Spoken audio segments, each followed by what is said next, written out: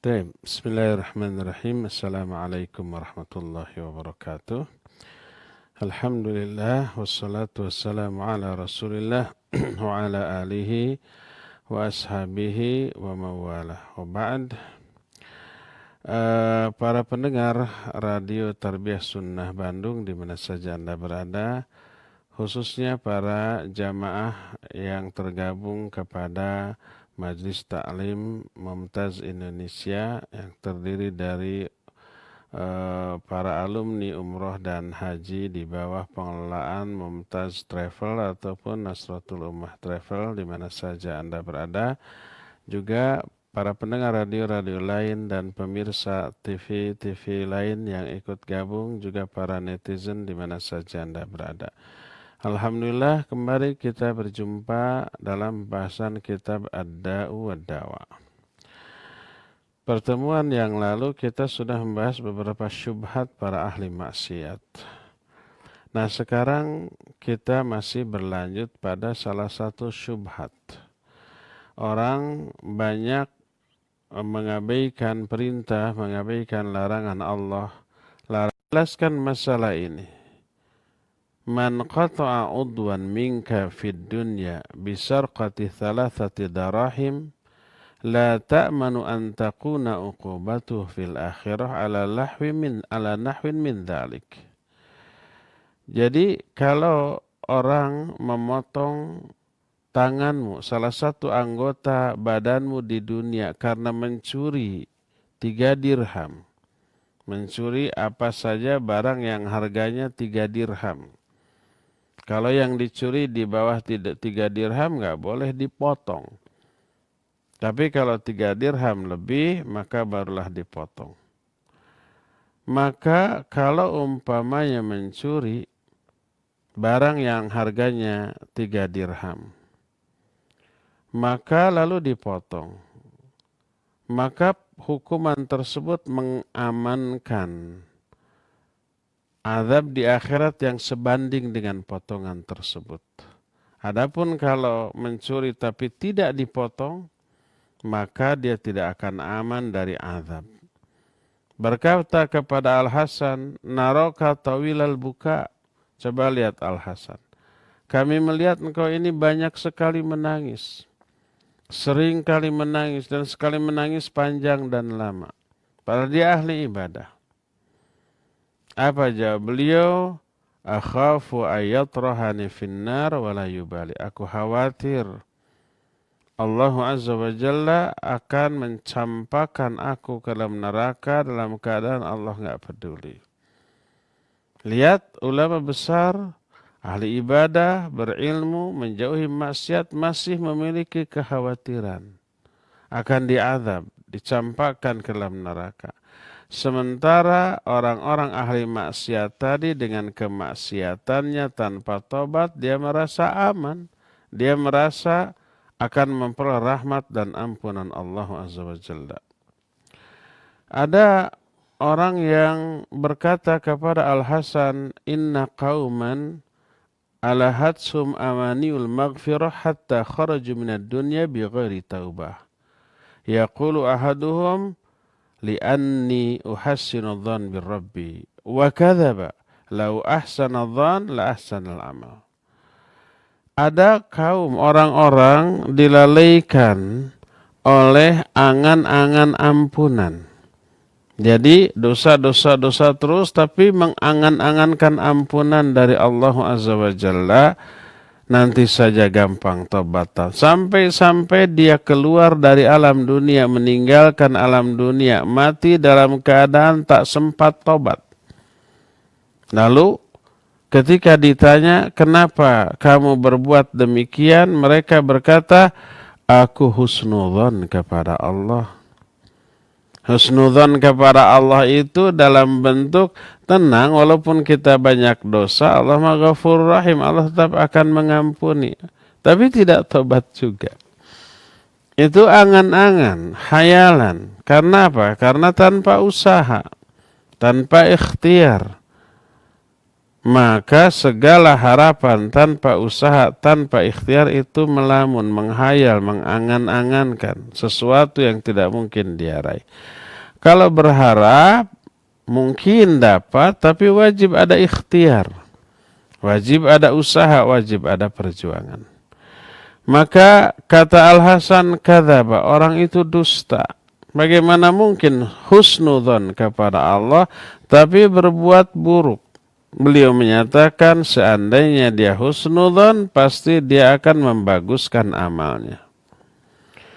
Ada seseorang lagi bertanya kepada Al-Hasan, ya Aba Sa'id, kaifa nasna'u bimujalasati aqwamin bimujalasiat aqwamin yukhawifunana hatta takada qulubuna tathiru.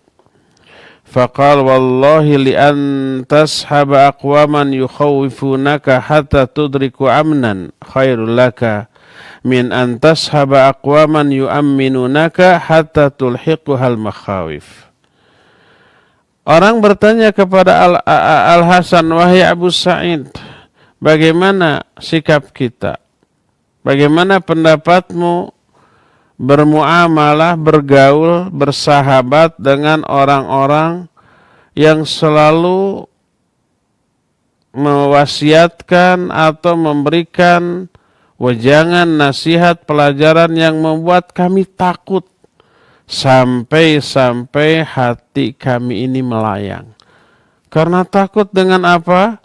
Dengan penjelasannya. Setiap menerangkan, setiap mengajar, setiap menasihati, berbicara tentang azab kubur, berbicara tentang dahsyatnya kiamat, ngerinya alam padang mahsyar, kemudian sangat dahsyatnya azab di akhirat, di neraka, membuat kami ini takut, kemudian seolah-olah hati kami ini terbang. Bagus nggak tuh bermuamalah dengan orang seperti itu? Orang yang menakut-nakuti dengan neraka, orang yang menakut-nakuti dengan azab, orang yang menakut-nakuti dengan azab kubur dan yang sejenisnya.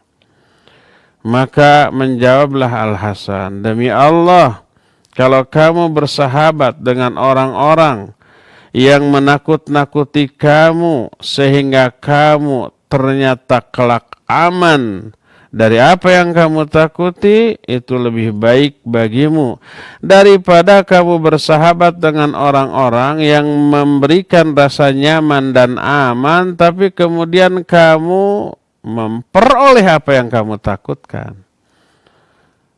Jadi kalau orang menakut-nakuti kita dengan azab neraka, dengan azab kubur, dengan kiamat, dengan kedahsyatan di padang mahsyar, lalu kita takut. Karena takut kita mengerem diri. Kita menghindari berbagai macam dosa dan maksiat karena takut dengan azab. Lalu kemudian kita memperoleh keamanan dari semua itu lebih baik daripada orang-orang yang menasihati, tenang wahai para pendosa, jangan khawatir, tenang saja, tentramkan hatimu, Allah Maha Ghafurur Rahim. Di dunia aman, nyaman, ternyata dapat azab yang kita khawatirkan itu di akhirat. Nih ada beberapa nas, dalil dari hadis-hadis yang sahih tentang orang yang muslim, ahli ibadah, terpandang di tengah masyarakat, tapi karena dosa-dosanya mereka terazab di alam kubur, terazab juga di akhirat, di alam neraka. Dan ini yang disebut dengan tarhib atau takhwif. Takhwif itu menakut-nakuti. Tarhib itu ya yang membuat kita ngeri. Apa maknanya, apa tujuannya? Agar kita waspada. Perasaan takut ini rem yang pakem dari semua dosa dan kemaksiatan.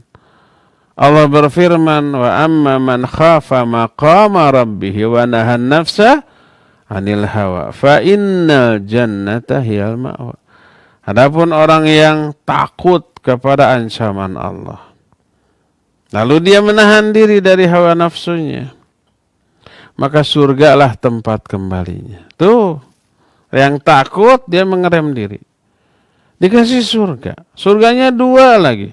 Allah menyatakan waliman khafa maqama rabbih jannatan. Bagi orang yang takut kepada ancaman Allah, bagi dia ada 2 surga tuh.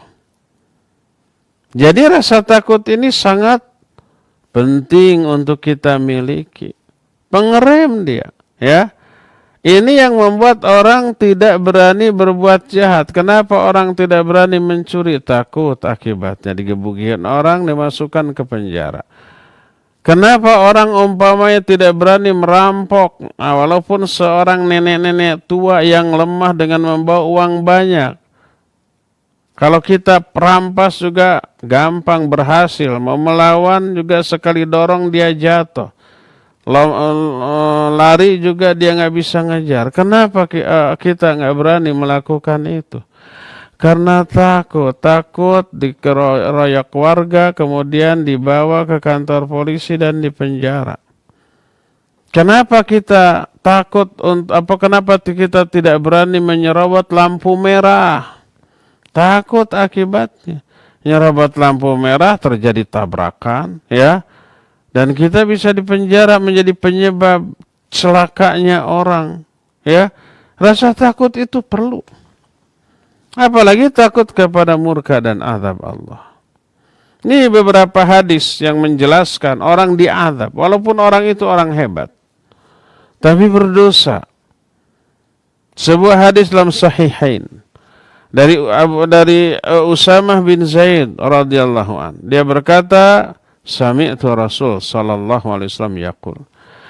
Aku mendengar Rasul sallallahu alaihi wasallam bersabda, yuja'u birrajuli yaumal qiyamah fayulqa finnar fatandaliqu aqtabu batnihi fayaduru finnar kama yadurul himaru birahah fayatufu bihi ahlun nar fayaquluna ya fulan ma asabak alam takun ta'muruna bil ma'ruf wa tanhana 'anil munkar fayaqul bala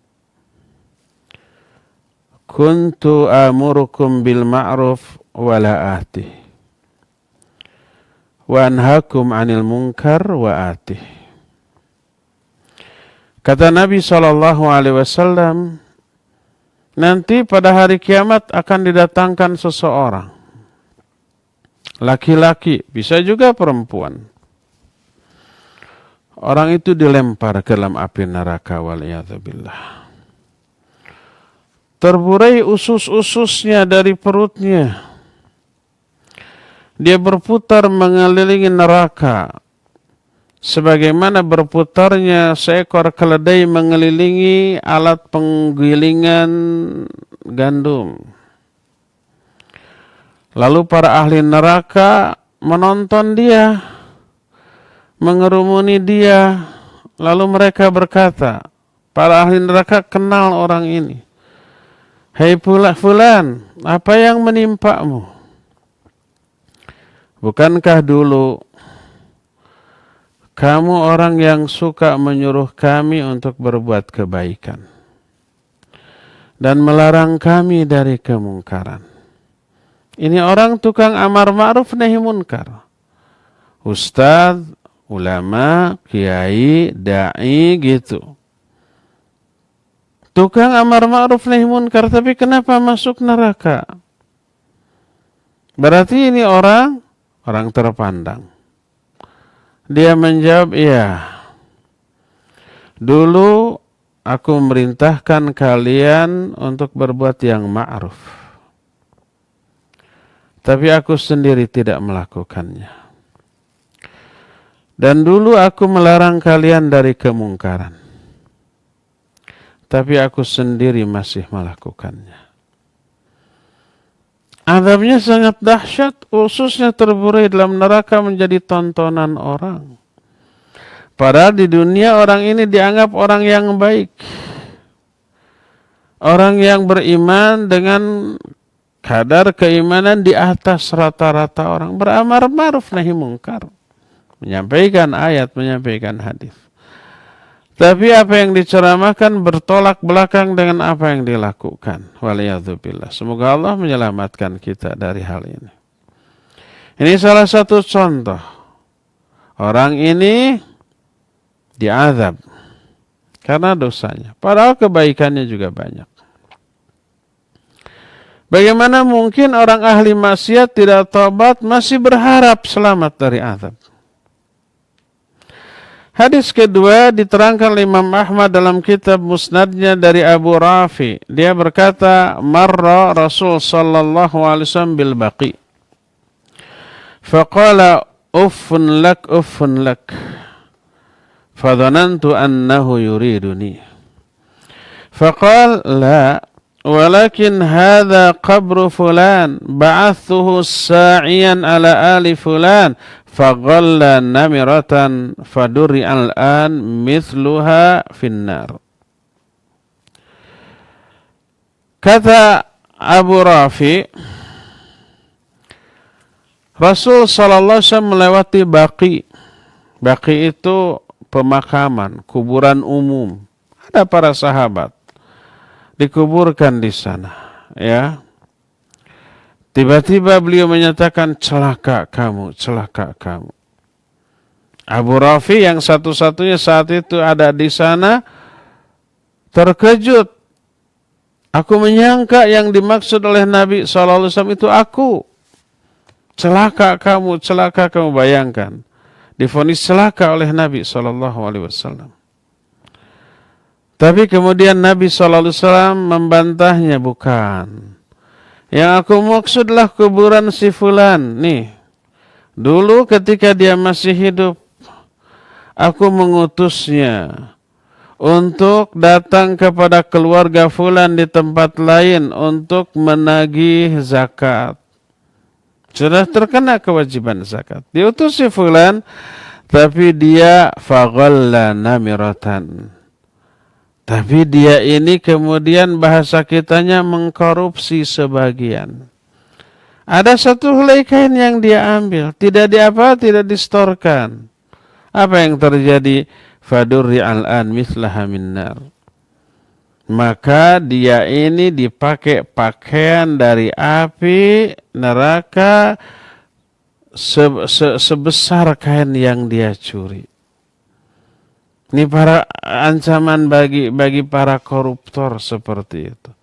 Dia sekarang diazab di alam kuburnya, dipakaikan pakaian dari api neraka di alam kubur yang peroleh azab kubur. Waliyadzubillah.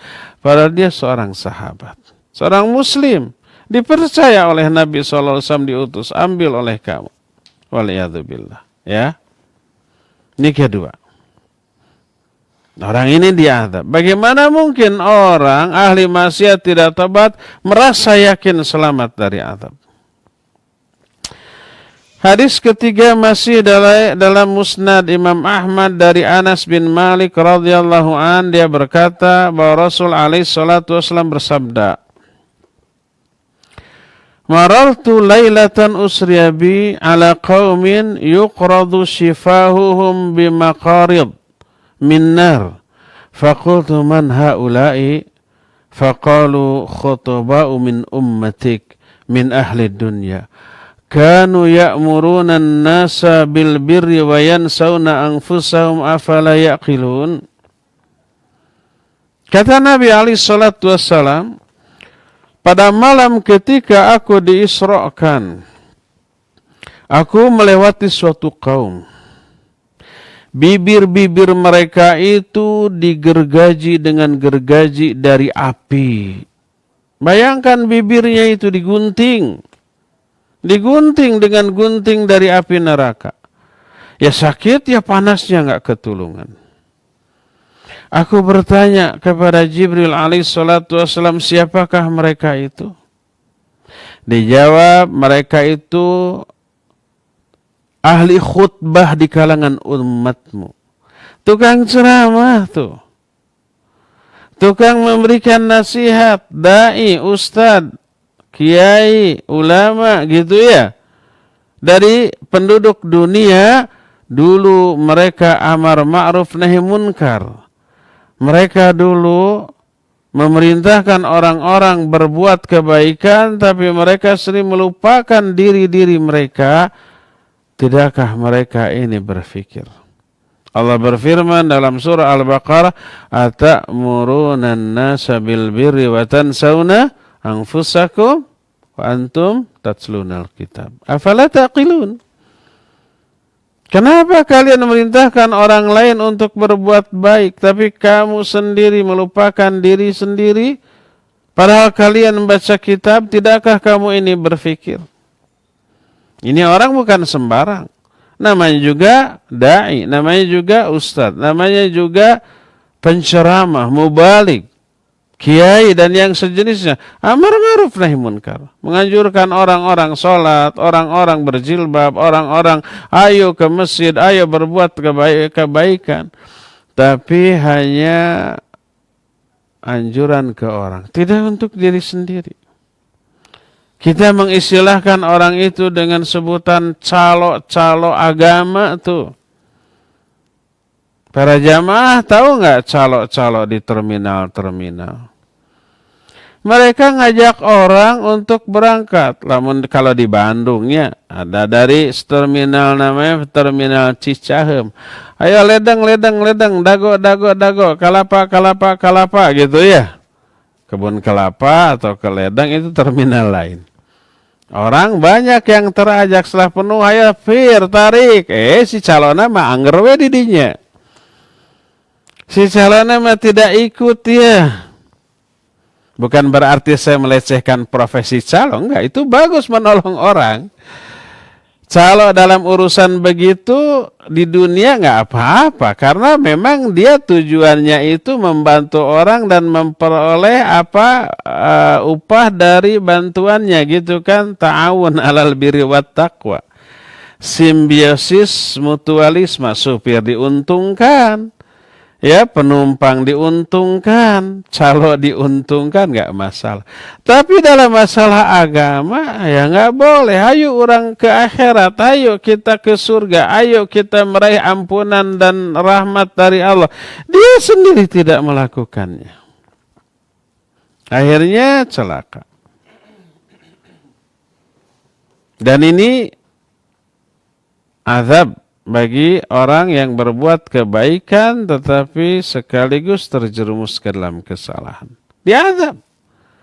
Maka bagaimana mungkin ahli maksiat berharap ampunan dan rahmat Allah padahal tidak pernah berhenti dari dosa dan kemaksiatannya. Mereka hanya mengangan-angankan ampunan yang tidak akan pernah mereka capai. Dalam hadis lain masih dalam Musnad Ahmad, berkata Rasul alaihi salatu wassalam, "Lamma urija bi marartu bi qaumin lahum adfarun min nuhas yakhmushuna biha wujuhahum wa sudurahum. Faqultu man haula'i ya Jibril? Faqala haula'i alladhina kanu ya'kuluna luhuman nas wa yaqa'una fi a'radihim." Kata Nabi alaihi salatu wassalam ketika aku mi'raj, aku berjumpa dengan satu kaum. Mereka itu memiliki kuku-kuku dari logam, kuku-kuku dari tembaga yang tajam, panjang dan tajam. Bayangkan. Lalu mereka mencakar-cakarkan kuku-kuku mereka itu ke wajah-wajah mereka dan dada-dada mereka. Kebayang ya sakitnya perih. Ini wajahnya kayak apa? Rusak. Matanya tercungkil, ya, hidungnya juga copot dan seterusnya, dadanya berlumuran darah. Kita aja umpah kukunya sekarang bukan dari tembaga tapi dari tulang yang tipis. Menggaruk, keasikan tuh ngegaruknya sampai lecet. Perih nggak tuh? Perih kan? Pasti semua orang pernah mengalami. Bayangkan ini kukunya dari tembaga, dari logam yang panjang dan tajam, dicakar-cakarkan. Dicakar sama kuku biasa aja bisa terluka, berdarah. Apalagi ini sama kuku yang terbuat dari logam yang tajam. Ya. Aku bertanya, siapa mereka itu wahai Jibril? Maka dijawab oleh Jibril alaihissalatu wassalam, mereka adalah orang-orang yang suka memakan daging-daging manusia. Maksudnya bukan kanibal dalam makna yang sebenarnya, tapi menggibahi. Orang punya banyak aib, ada kekeliruan, ada kesalahan, ada dosa, diungkit-ungkit. Sesuai fakta? Iya, sesuai fakta. Itu yang namanya ghibah. Kalau tidak sesuai fakta namanya buhtan. Bahasa kitanya fitnah. Atadruna mal ghibah? Tahu nggak kalian apa itu ghibah? Kata Nabi alaihi salatu wasallam, dzikruka akhaka bima yakrah. Kamu menyebut-nyebut tentang saudaramu yang kalau dia dengar dia benci, dia tidak suka. Baik itu kesalahan dari segi perilakunya, keburukan akhlaknya, atau kecacatan fisiknya. Terus diomong-omongkan. Sesuai dengan fakta? Iya, sesuai. Dia kulitnya hitam bangetnya. Memang betul hitam. Tapi kalau dia dengar apa? Dia sakit hati. Dia nggak suka. Ya, termasuk akhlaknya, termasuk tingkah lakunya. Itu ghibah. Seorang sahabat bertanya, "Ya Rasulullah, ara'aita in kana fihi ma aqul?" Wahai Rasulullah, bagaimana pendapatmu kalau dalam diri orang itu ada memang kejelekan yang aku omongkan? Omonganku itu sesuai fakta. Apa kata Nabi alaihi wasallam? "In kana fihi ma taqul faqad igtabtahu." Kalau dalam diri orang itu ada kejelekan yang kamu omongkan, berarti kamu sudah menggibahinya. Tapi kalau dalam diri orang itu tidak ada keburukan yang kamu omongkan, faqad bahattahu, kamu telah berbuat buhtan kepadanya. Buhtan itu lebih besar dosanya daripada ghibah. Karena ghibah itu hanya satu, yaitu ngomongin keburukan orang. Tapi tidak ada kedustaan. Sesuai fakta. Kalau buhtan ada dua. Selain ya memburukan orang lain, juga ada nilai dustanya. Keburukan yang dia omongkan tidak ada dalam diri orang itu. Nah, itu nanti akan diadab di alam kubur. Berupa apa? Berupa dipanjangkan kukunya. Dari logam dia cakar-cakarkan itu ke wajahnya dan ke dadanya. Berlumuran darah? Iya. Nih, ini muslim? Iya, muslim. Oleh karena itu ya, kalau orang muslim berdosa seperti diadab, bagaimana mungkin orang bisa pede akan dapat ampunan dari Allah para dosa terus-terusan tanpa tobat dari dosa itu.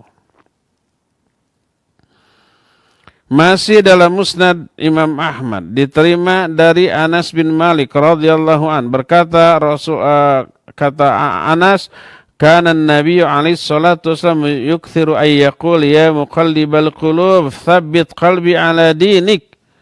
Nabi sallallahu alaihi wasallam sering kali berdoa dengan doa, wahai zat yang membolak-balikan hati, tetapkan hatiku di atas agamamu. Para sahabat kemudian bertanya, ya Rasulullah, amanna bik wa bima ji'ta bihi, fahal takhafu alaina?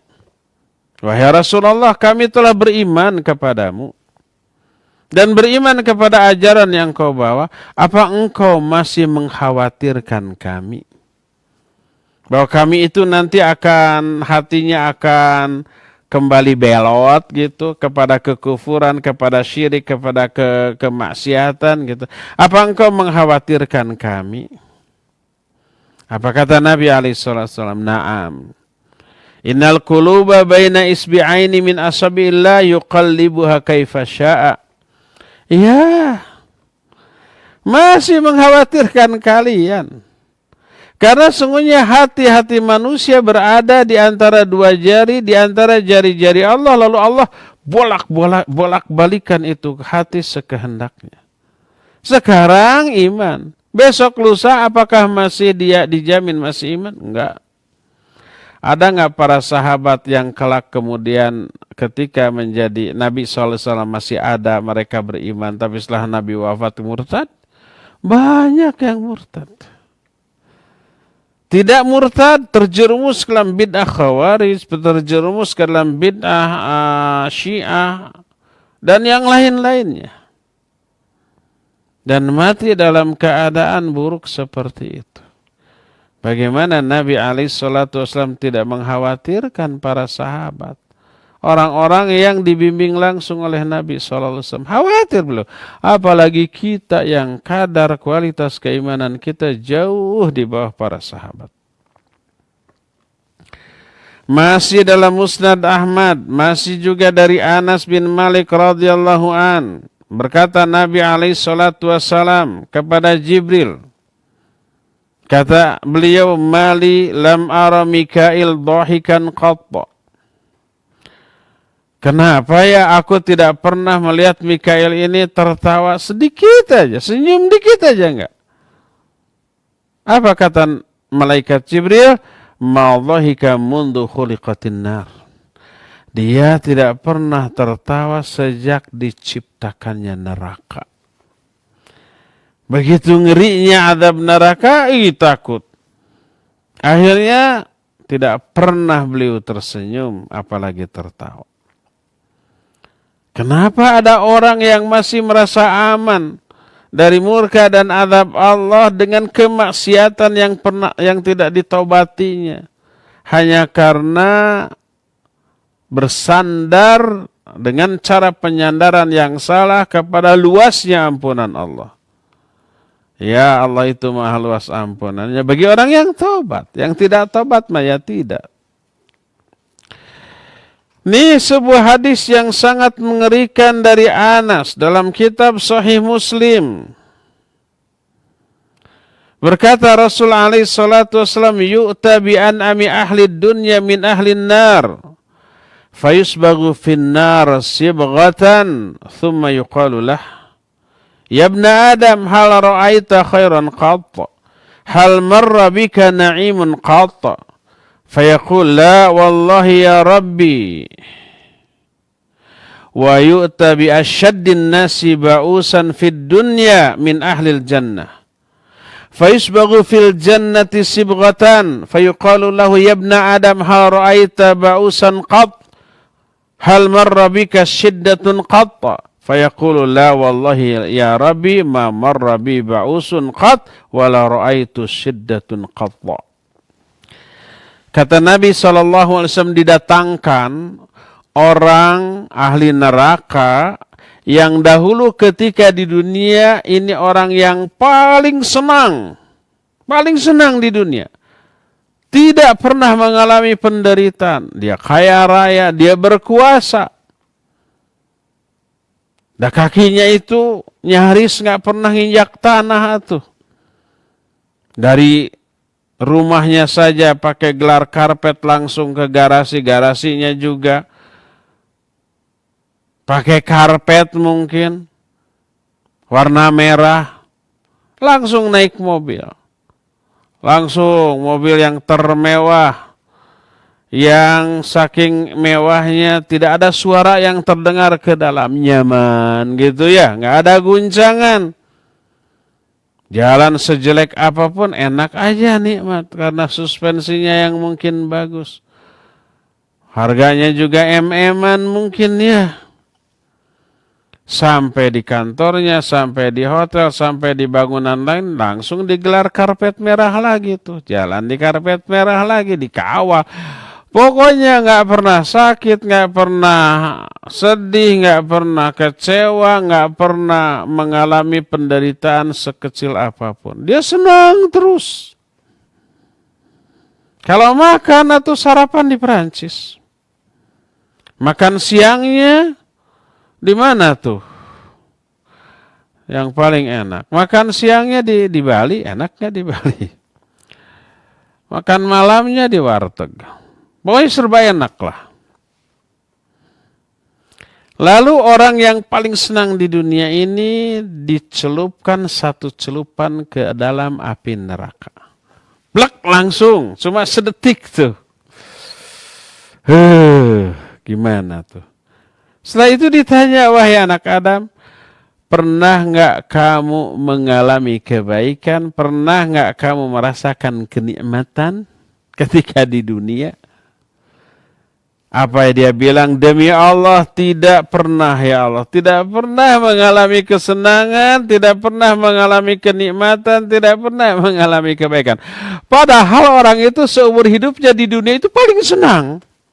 Nggak pernah menderita. Sekali dicelupkan ke dalam neraka, seluruh memori kesenangan, kebahagiaan, kebaikan itu musnah, lenyap, hilang. Sampai dia katakan, saya tidak pernah mengalami kebahagiaan, kesenangan, atau kebaikan selama di dunia. Hanya satu celupan ke dalam api neraka. Celup langsung diangkat lagi. Lalu didatangkan lagi orang ahli surga yang ketika di dunianya orang ini paling menderita. Miskin, papa gitu ya. Dihina orang, dicela orang, tidak dilirik orang. Sering lapar, sering haus, sering sakit. Tapi dia ahli ibadah. Ini orang paling menderita di dunia. Nyaris tak pernah merasakan kebaikan, kebahagiaan, kesenangan. Nyaris berarti pernah lah. Sedikit dua dikit. Orang ini orang paling menderita. Tapi ahli surga. Lalu di akhirat dicelupkan ke surga. Satu celupan lalu diangkat lagi. Lalu ditanya, wahai anak Adam, pernah nggak kamu mengalami penderitaan atau keburukan? Apa dia jawab? Demi Allah, aku tidak pernah mengalami keburukan ataupun penderitaan sedikit pun. Padahal seumur hidupnya dia menderita di dunia. Tapi satu celupan surga menghapus, menghilangkan seluruh memori buruk atau penderitaan yang pernah dialaminya di dunia. Hadis tersebut sahih diriwayatkan oleh Imam Muslim dalam kitab Sahih Muslim. Ini hadis kesekian yang menjelaskan tentang ada orang diazab karena dosa-dosanya. Padahal dia muslim, bahkan muslim yang mungkin secara sosial bagus di tengah-tengah atau dalam pandangan masyarakat sekitar. Seperti tadi, ada mubalik, tukang amar ma'ruf nahi munkar tapi masuk ke dalam neraka. Ya pastilah dia punya banyak kebaikan tapi diazab neraka. Kalau orang seperti itu aja diazab di alam kuburnya, diazab di nerakanya, bagaimana mungkin orang ahli maksiat bisa merasa aman dengan dosa-dosa yang tidak ditobatinya hanya karena bersandar pada husnudzon yang salah kaprah kepada Allah Azza wa Jalla. Ini masih dalam Musnad Ahmad dari Al-Barra bin Azib radhiyallahu anhuma. Hadis ini panjang. Dia berkata, kharajna ma'an Nabi sallallahu alaihi wasallam fi jinazati rajulin minal ansar fantahayna ilal khabar. Suatu saat kami keluar bersama Rasul sallallahu alaihi wasallam mengiringi jenazah seorang laki-laki bangsa Ansar. Ketika kami sudah tiba di kuburan, walamma yulhad, maka kami tiba di kuburan dan setelah selesai prosesi penguburan. Fajalasa Rasul sallallahu alaihi wasallam wa jalasna haulahu ka'anna ala ru'usina at-tayr. Wa fi yadihi 'udun yankuthu bihi fil arad. Farafa ra'sahu. Setelah beres penguburan, Nabi SAW duduk. Kami pun duduk pula di sekitarnya. Yang pasti tidak menduduki kuburan ya. Duduk di tempat yang tidak ada kuburan. Karena terlarang menduduki kuburan, melangkahinya atau menginjaknya. Kami pun duduk di sekitarnya seolah-olah di atas kepala kami ada burung. Maksudnya tidak bergerak, ngeluk, tungkul gitu. Tertunduk. Tidak menengadah, tidak bergerak-gerak.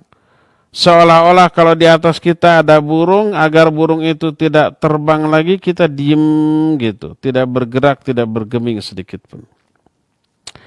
Di tangan Nabi SAW ada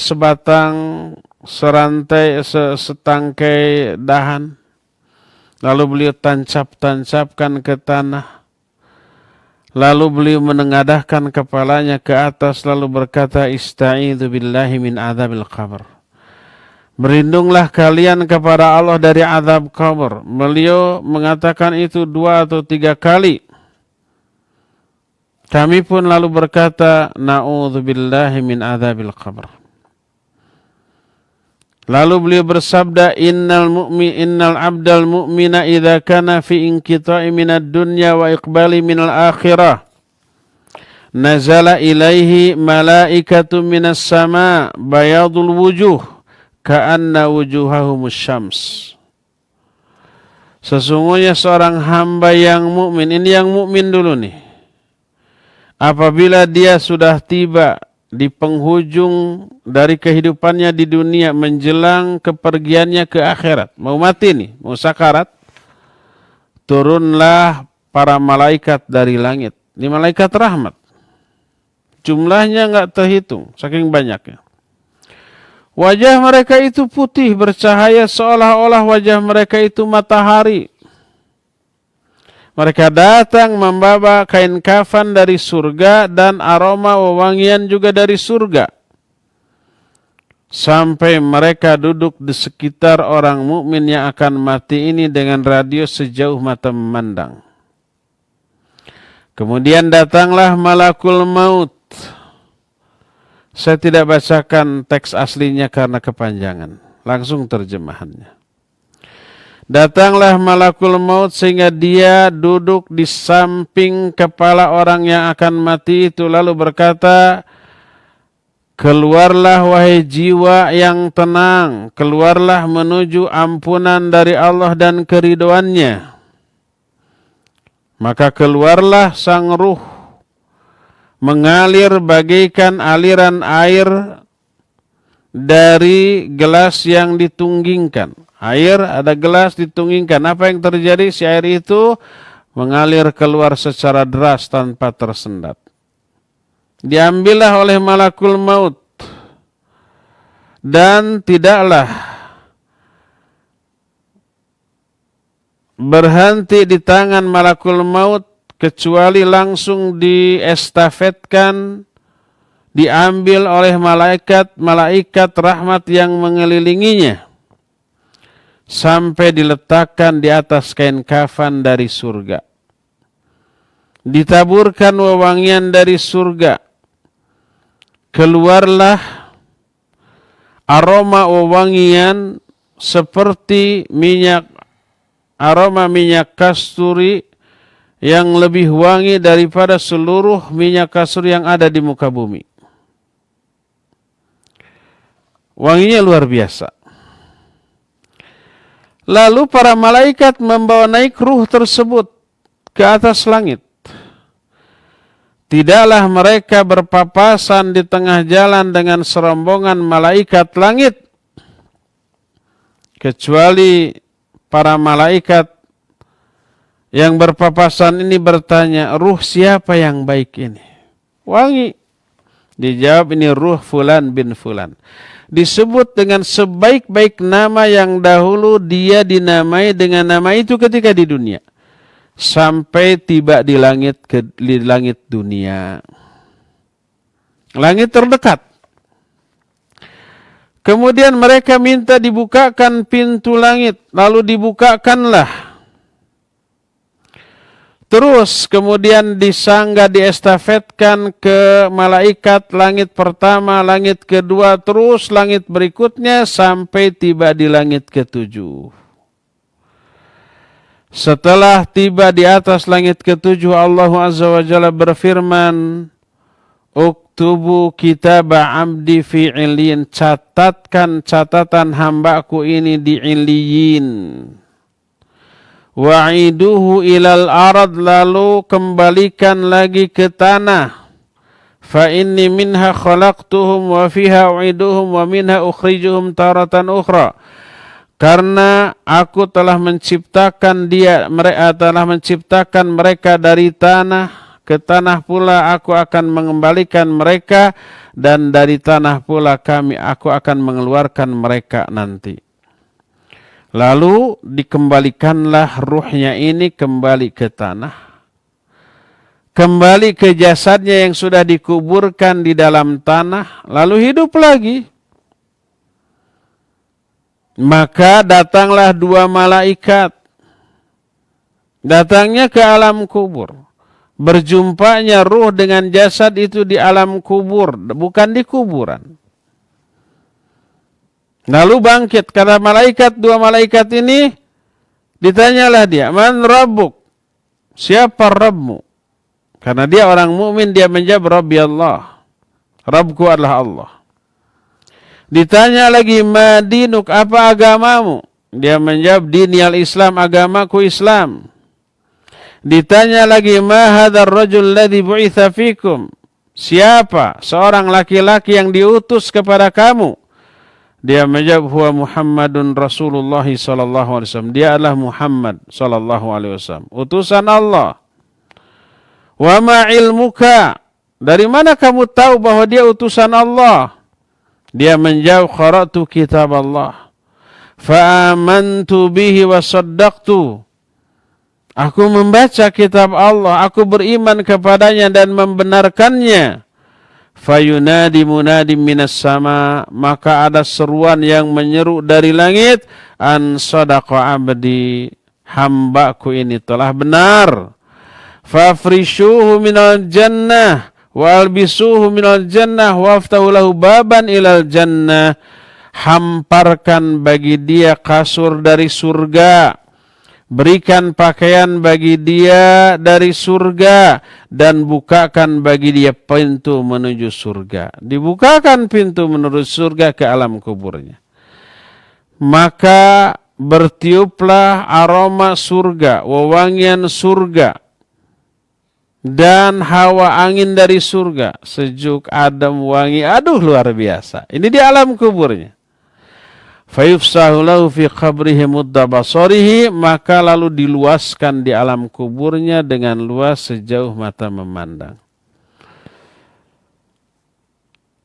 Ya Allah, jadikan kami orang-orang yang seperti ini, menikmati nikmat kubur, selamat dari fitnah kubur, aman dari azab kubur.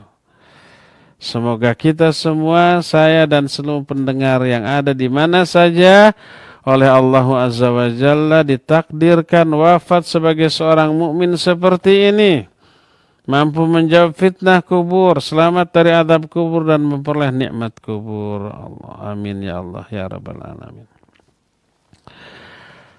Kata Nabi SAW, lalu datanglah seorang laki-laki yang wajahnya elok, bagus, pakaiannya bagus, aroma badannya juga wangi. Sikapnya santun, tutur katanya juga sopan enak. Lalu berkata, absyir billadhi yasurruk, hadha yawmuka alladhi kunta tu'ad.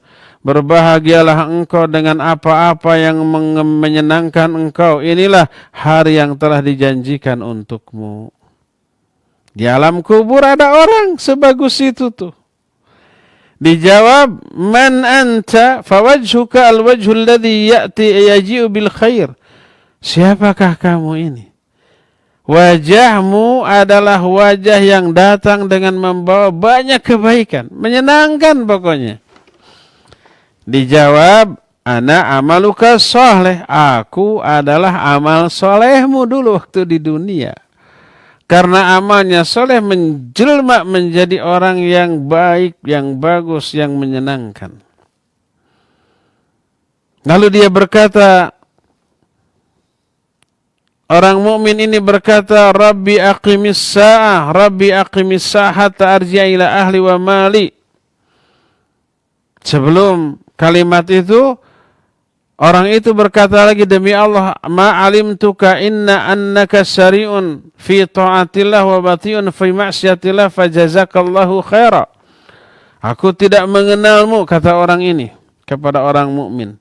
Aku tidak mengenalmu ketika di dunia, kecuali kamu ini orang yang bersegera dalam melakukan ketaatan, tapi lelet di dalam melakukan kemaksiatan. Allah balas kamu dengan kebaikan di hari ini. Lalu dibukakanlah pintu menuju surga. Sebelumnya dibukakan dulu pintu menuju neraka, lalu terlihat ada rumah yang sangat mengerikan di neraka. Lalu dikatakan, hadza manziluka law asaitallah. Itu rumah tempat kembali kamu. Kalau dulu waktu kamu di dunia kamu maksiat kepada Allah. Tapi karena kamu tidak maksiat, kamu mukmin, lalu dibukakan pintu menuju surga dan diperlihatkan rumah tempat tinggal dia kelak di surga. Begitu jreng, ada rumah mewah dengan segala perabotannya yang terbuat dari emas perak. Dan bidadari-bidadari surga, calon-calon istrinya nanti ketika dia di surga, wah sumringah, gemes gerget ingin segera. Lalu berkata, ya Allah segerakan kiamat.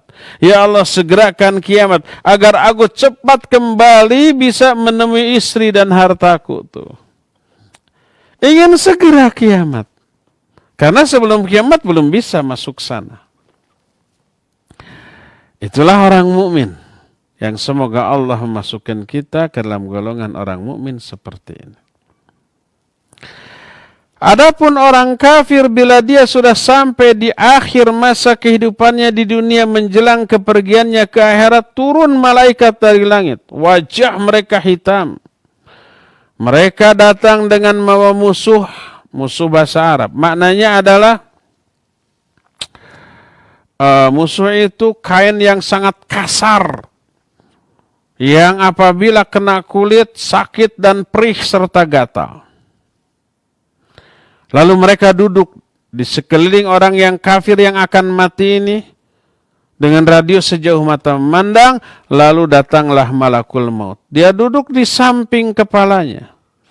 Lalu berkata, wahai jiwa yang buruk, keluar kamu menuju murka Allah dan kemarahannya. Maka berpisahlah ruhnya itu dari jasadnya. Kemudian dicabut. Sebagaimana dicabutnya safud dari kain wol yang basah. Safud itu sebuah tongkat besi yang ada cabang-cabangnya. Itu masuk ke dalam kain wol yang basah. Begitu dicabut apa yang terjadi? Cabang-cabangnya itu ngait nyangkut di kain-kain serat-serat kain wol yang basah. Dicabut susah. Tapi kuat yang nyabut, kuat juga sangkutannya, tapi kekuatan yang nyabut lebih kuat lagi. Lalu keluarlah si ruh tersebut sampai urat-urat dan syaraf-syaraf mereka itu terputus semuanya. Lalu disimpan di atas al-musuh tadi. Kain yang sangat kasar yang dibawa dari api neraka.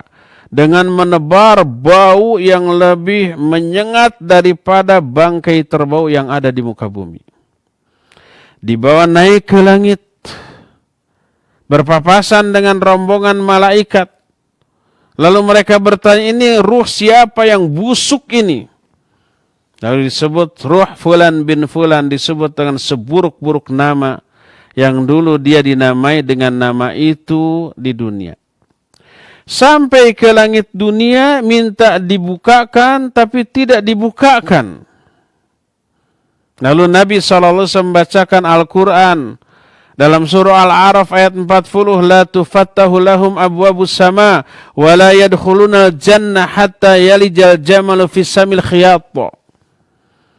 Tidak akan dibukakan bagi mereka pintu-pintu langit.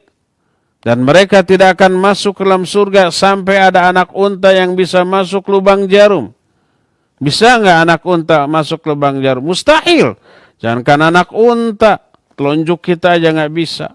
Alias mustahil. Semustahil itu dia masuk ke dalam surga.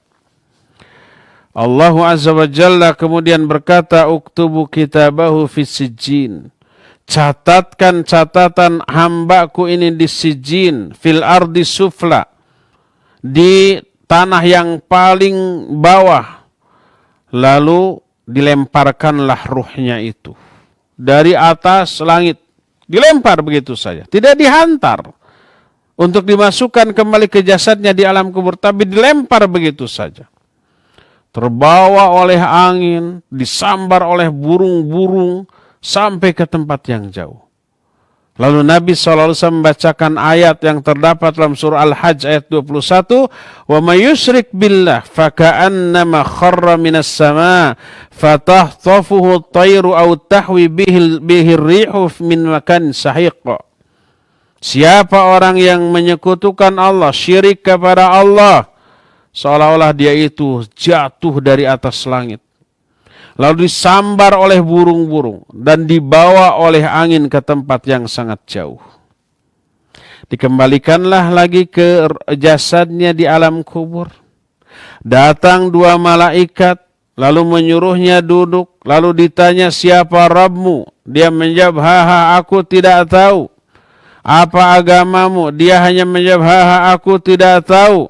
Lalu ada seruan dari langit bahwa hambaku ini telah berdusta. Hamparkan untuknya hamparan dari api neraka.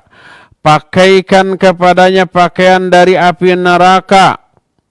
Lalu bukakan kepada dia pintu yang menuju neraka. Dibukakan, lalu bertiuplah angin neraka. Ya panasnya, ya baunya yang sangat menyengat.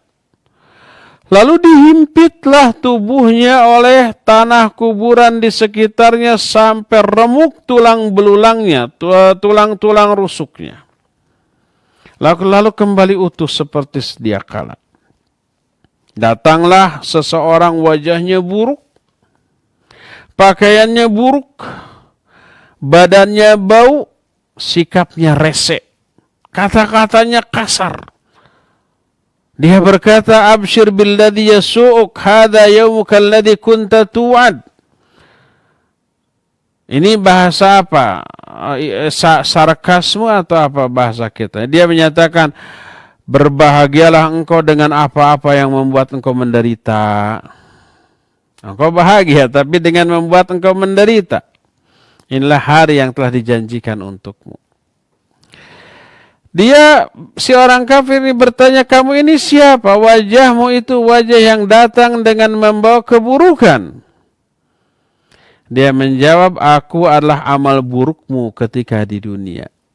Demi Allah, aku tidak mengenal kamu kecuali dulu ketika di dunia kamu orang yang lelet diajak kebaikan, tapi sangat bersemangat ketika bermaksiat.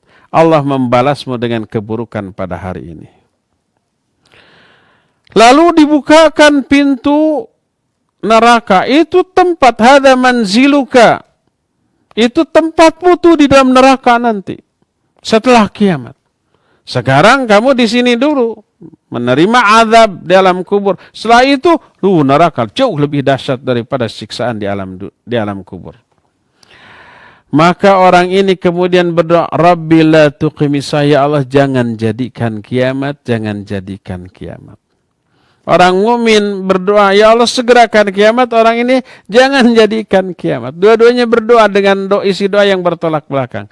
Kira-kira doa siapa yang dikabul? Doa orang mukmin atau orang kafir? Tidak ada yang dikabul. Kiamat terjadi bukan karena doa mereka, tapi waktu yang sudah Allah tetapkan. Itu hanya ungkapan perasaan mereka. Lihat, hadis ini menjelaskan tentang adanya azab bagi orang-orang durhaka, maka bagaimana mungkin para ahli maksiat yang tidak tobat dari kemaksiatannya begitu pede untuk memperoleh rahmat dan ampunan dari Allah Subhanahu wa ta'ala. Hadis-hadis yang lain yang senada dengan ini amat sangat banyak, tapi nanti akan kita teruskan di pertemuan hari Senin yang akan datang. Untuk sekarang cukup sampai di sini saja dulu dan kita masuki sesi tanya jawab. Wa sallallahu ala nabiyina Muhammadin wa ala alihi wasallam. Mangga Cep. Syukran Ustaz atas pemaparan materi yang disampaikan. Ikhwati iman azanillahu wa iyyakum, para pendengar, pemirsa dan jamaah Majelis Ta'lim Mumtaz Indonesia, silakan bagi antum yang akan bertanya bisa melalui line telepon di nomor 022 86862637 atau bisa melalui pesan singkat ke nomor 0811 227 1476. Baik, sudah ada penelpon yang masuk. Ya, silakan. Ya, silakan. Assalamualaikum. Waalaikumsalam warahmatullahi wabarakatuh. Dengan Ibu siapa di mana? Dengan Ibu Iis si Lilin, Pak Ustadz. Ya, silakan Bu Silakan. Iis. Ini yang mau saya tanyakan, apakah alam kubur dengan kuburan itu ada hubungannya atau tidak?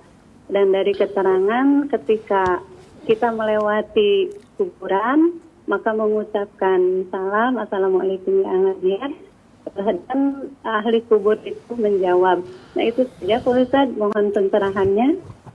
Baik. Assalamualaikum warahmatullahi wabarakatuh. Iya, Waalaikumsalam waalaikumsalam warahmatullahi warahmatullahi wabarakatuh. Ya, Bu Lilis di Cimahi, Cililin, barakallahu fik. Adakah hubungan antara alam kubur dengan kuburan? Iya ada, walaupun berbeda. Alam kubur bukan kuburan, kuburan bukan alam kubur.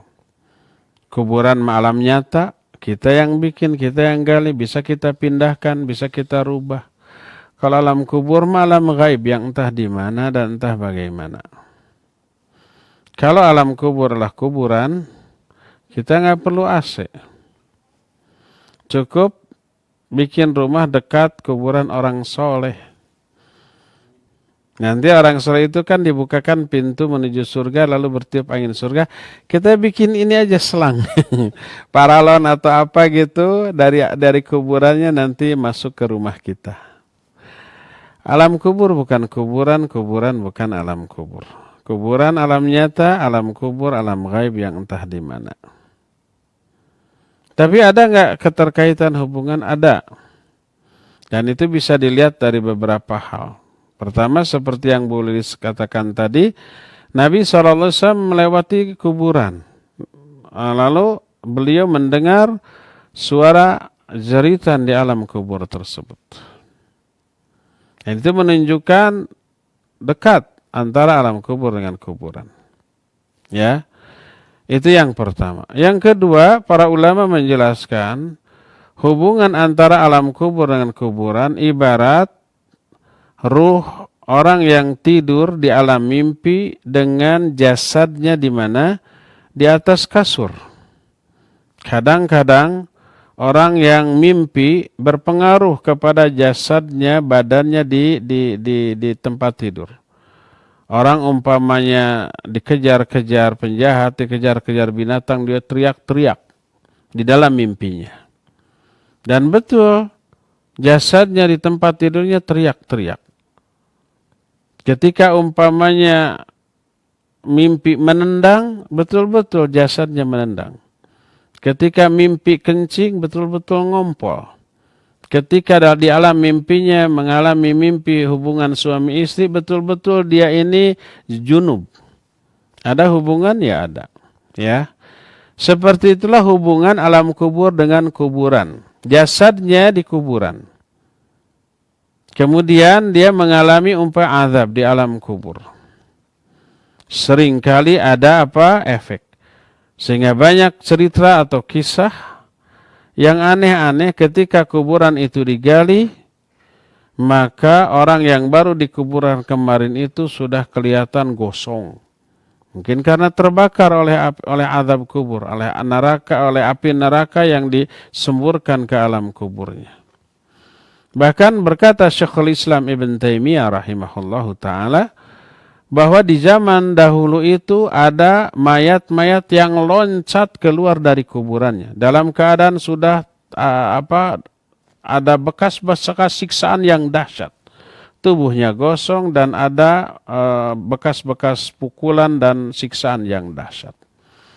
Beliau menjelaskan itu efek dari dahsyatnya azab di alam kubur sampai berefek ke badannya di kuburan.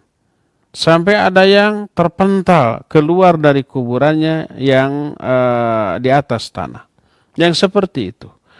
Dan itu menunjukkan ada hubungan antara alam kubur dengan kuburan. Makanya dilarang menguburkan jasad seorang mumin di pekuburan orang-orang kafir dan juga sebaliknya. Ya, berdasarkan hal itulah maka para ulama menjelaskan hubungan alam kubur dengan kuburan tak ubahnya seperti hubungan antara orang mimpi di alam mimpi dengan jasadnya atau tubuhnya di tempat tidur, ya ada hubungan. Kuat atau lemahnya hubungan antara alam mimpi apa yang dialami dalam mimpi dengan jasadnya mempengaruhi seberapa kuat pengaruh gerakan yang dilakukan oleh apa? Oleh anggota tubuh di tempat tidur. Tapi kalau umpamanya lemah keterkaitannya, seringkali kita mimpi tapi tidak ada efek ke tubuhnya di tempat tidurnya. Nah, seperti itu juga azab kubur ataupun nikmat kubur, ya. Wallahu alam bissawab. Silakan lagi. Syukran Ustaz atas jawabannya. Kita beralih ke penanya melalui pesan singkat terlebih dahulu dari Umu Adi di Bandung Barat. Beliau bertanya, Bismillah, Assalamualaikum. Semoga Ustaz dan semua kru selalu dalam penjagaan Allah, Ustaz, dan kita bertaubat atas dosa-dosa. Apakah kita bertaubat atas dosa-dosa, apakah dapat ampunan sejak di dunia, ataukah berdampingan dengan amalan soleh yang perhitungannya sekalian kelak di akhirat? Jazakumullahu khairan. Silakan. Iya, barakallahu fik Ibu Ummu Adi di Padalarang, Bandung Barat. Ketika seseorang melakukan dosa maksiat, maka saat itu dicatat oleh malaikat pencatat. Atid, ma yalfidhu min qaulin illa ladaihi raqibun atid. Ya. Tapi ketika orang itu bertobat dari dosa-dosanya dengan memenuhi syarat-syarat tobat, taubatan nasuha. Sering saya jelaskan ada 7 syarat. Maka Allah menghapus catatan tersebut. Allah berfirman, Ya ayyuhalladzina amanu tubu ilallahi taubatan nasuha asa rabbukum ayyukaffir ankum sayiatikum. Hai orang-orang yang beriman, bertobatlah kalian kepada Allah dengan sebenar-benarnya tobat. Maka Allah akan menghapus kesalahan-kesalahan kamu dan mengampuni dosa-dosa kamu. Dihapus catatan itu. Sehingga nanti sampai di akhirat ketika buku catatannya dibagikan tidak ada lagi bekas dari itu, ya. Itu kalau tobat. Bagaimana kalau tidak tobat? Mungkin nggak diampuni, mungkin terbawa sampai akhirat, tapi nanti di akhiratnya diampuni. Ini yang dimaksud dengan ayat Innallaha la yaghfiru ayyushraka bihi wa yaghfiru ma duna dzalika liman yasha. Sesungguhnya Allah tidak akan mengampuni dosa syirik. Ini kalau tidak tobat, terbawa mati, tidak akan diampuni. Wa yaghfiru ma duna dzalika, tapi akan mengampuni dosa selain syirik. Ini juga bagi yang tidak tobat. Apakah semuanya? Enggak. Liman yasha, bagi orang-orang yang dikehendaki. Nanti akan dihapus oleh kebaikan-kebaikannya yang banyak, amal-amal solehnya yang banyak. Atau oleh doa orang lain bagi dia, memintakan ampunan bagi dia, kan ada. Di dalam sholat, ataupun di luar sholat. Di dalam sholat jenazah jelas gitu ya. Nah, termasuk juga apa? Infak-infak dan sedekah, ya, kebaikan-kebaikan akan menghapus dosanya. Kemudian ucapan yang baik, berpegang teguh kepada sunnah Nabi SAW itu mengampuni dosa-dosa. Walaupun dia tidak tobat dari dosa itu. Sehingga Nabi SAW menyatakan, Innallaha sayukhlisu rajulan min ummati ala ru'usil khalaiqi yaumal qiyamah. Allah itu akan menyelamatkan salah seorang dari umatku di hadapan semua makhluk pada hari kiamat.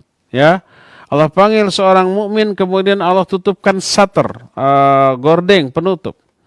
Lalu Allah bertanya, atarifu dzamba kada wa kada fi yaumi kada wa kada? Kamu ngaku nggak dosa-dosa kamu ini di hari ini? Orang itu menyatakan, bala ya Rabbi, ya saya ngaku. Sampai dia merasa dirinya akan binasa, lalu Allah menyatakan, qad satartuha laka fid dunya wa aghfiru lakal yaum. Aku telah tutupi dosa-dosamu ini di dunia dan sekarang aku ampuni dosa-dosamu, dihapus. Jadi kalau dosa itu ditobati langsung dihapus, kalau tidak ditobati ke bawah dulu sampai ke akhirat.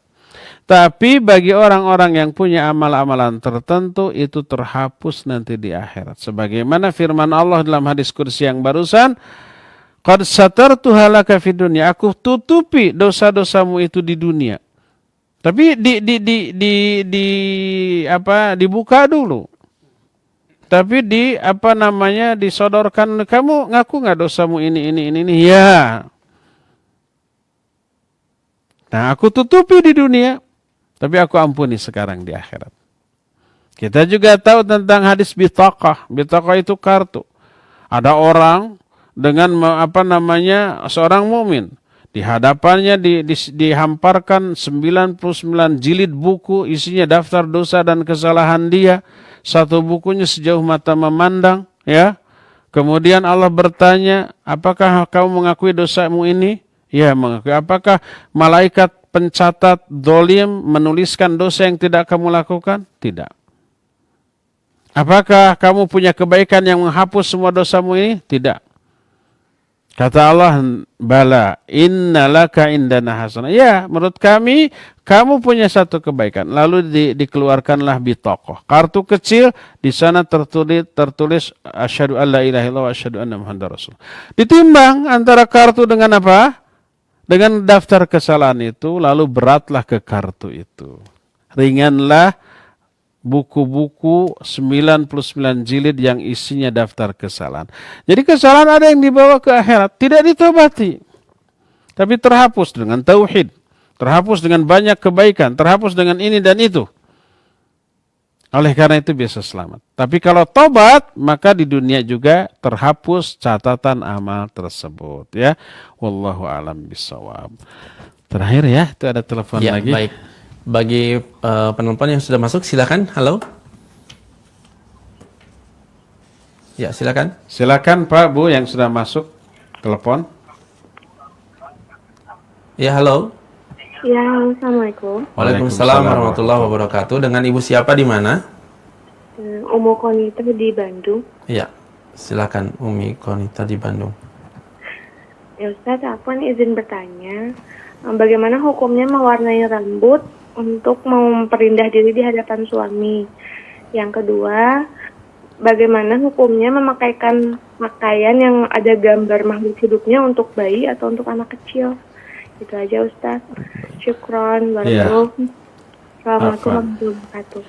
Wa fiki barakallah. Waalaikumsalam warahmatullahi wabarakatuh. Ya, mohon maaf, ini pertanyaan terakhir ya. Boleh nggak mewarnai rambut untuk menghias diri di hadapan suami? Kalau sudah tua memutih rambutnya, iya boleh. Dan disunnahkan untuk mengecat rambut bagi orang-orang yang sudah putih rambutnya, baik laki ataupun perempuan, ya. Adapun bagi yang belum putih, masih hitam, maka tidak boleh. Tidak boleh mengecat rambut dengan warna-warna lain. Kebolehan mengecat rambut hanyalah untuk yang sudah beruban, sudah luntur warna hitam alaminya, bukan luntur, tapi alami aja ya, berubah ya. Sudah berubah menjadi putih, menjadi uban, ya, yang kelihatan penampilannya tua, nenek-nenek dan seterusnya, sehingga suaminya umpamanya merasa kurang nyaman, boleh dicat. Laki-laki juga begitu. Kalau sudah banyak ubannya, cat, ya, asal hindari warna hitam. Kalau dengan warna hitam dihukumi mayoritas ulama makruh. Sebagian ulama ada yang menyatakan boleh, karena Al-Hasan bin Ali bin Abi Thalib itu juga pernah mengecat dengan warna hitam. Tapi mayoritas ulama memakruhkan itu. Hindari warna hitam. Baik coklat umpamanya, atau pirang, atau merah, atau yang ya itu dibolehkan. Ya, dibolehkan, bahkan disunnahkan. Oleh karena itu, gadis atau wanita muda atau laki-laki yang masih muda, yang belum ada ubannya, yang masih murni rambutnya hitam, lalu ingin tampil lebih gagah, lebih berbeda, lalu dicat dengan warna selain hitam. Dengan warna merah, dengan warna pirang, agar disebut kayak orang bule walaupun kulitnya sawo matang gitu ya. Maka itu tidak boleh, dan itu termasuk hal yang terlarang. Ini yang pertama. Yang kedua, boleh nggak memakaikan anak-anak pakaian yang ada gambar? Ya tidak boleh juga. Usahakan kalau toh bergambar bermotif, umpamanya motif tumbuh-tumbuhan ataupun bangunan atau kendaraan mobil ataupun angka-angka gitu, hindarkan makhluk-makhluk yang bernyawa ya. Ya cukup ya, sampai di sini saja. Insyaallah kita akan lanjut di hari Senin yang akan datang. Subhanakallahum bihamdik asyhadu an la ilaha illa anta astaghfiruka wa atubu ilaik. Walhamdulillahirabbil alamin. Wassalamualaikum warahmatullahi wabarakatuh. Kuota haji semakin hari semakin terisi. Nasrotul Ummah menyediakan sebuah solusi. Berangkat haji tanpa ngantri. Dibimbing langsung oleh Ustadz Abu Haidar As-Sundawi dan Ustadz Rizal Yuliar, putra Nanda LC. Dengan Haji Furoda, insya Allah Anda dapat berangkat di tahun 2021. Jaminan 100% uang kembali jika tak pergi haji. Daftar segera. Hubungi 0812 1953 3422.